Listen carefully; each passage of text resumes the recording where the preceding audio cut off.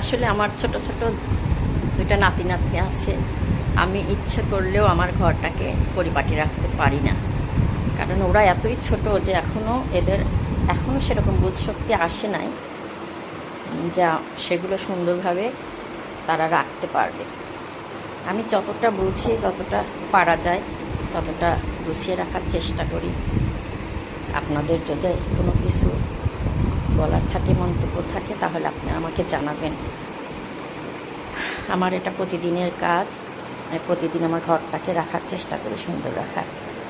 আমার এখানে একটা অনেক বড় গাছ ছিল, সে গাছটা বাচ্চাদের সাইকেল দিয়ে দিয়ে গাছটাকে সে মেরে ফেলেছে বাচ্চারা।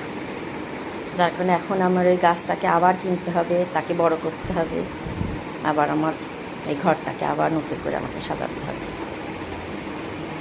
আমি আমার মতো করে যতটা সম্ভব বাচ্চাদের বুঝিয়ে সুঝিয়ে যতটা পারি আমি রাখার চেষ্টা করি।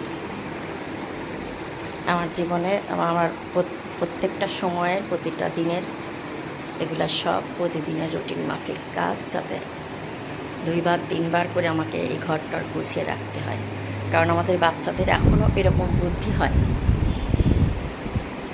এটা আমার ছেলের ছবি। আমার ছেলে কেবিন ক্রু।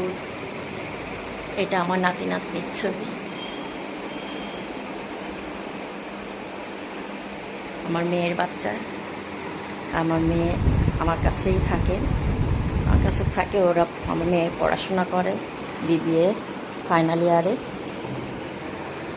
তার বাচ্চাদেরকে আমি দেখাশোনা করি, পড়াশোনা করাই, স্কুলে নেওয়া আনা, ওদের যত কাজ আছে সব আমি একাই করি, পড়াশোনা থেকে শুরু করে সব কিছু।